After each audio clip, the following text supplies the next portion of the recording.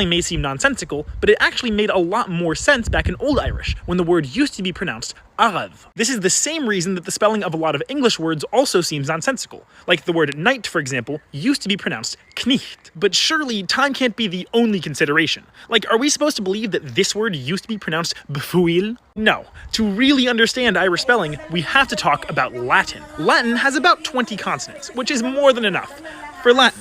But the Irish language has 33 consonant sounds. So how were the Irish supposed to write their language in the Latin script? They came up with a pretty clever solution. What if every single letter could make 2 different consonant sounds, depending on what types of vowels were next to it? Kind of like how the letter C can make the k sound before some vowels, but the s sound before others. So for example, the letter S can represent the s sound in front of some letters, but the sh sound in front of others. So essentially, you can get 2 different sounds per letter. This is why Irish has so many silent letters. Like this word, for example, is pronounced siu.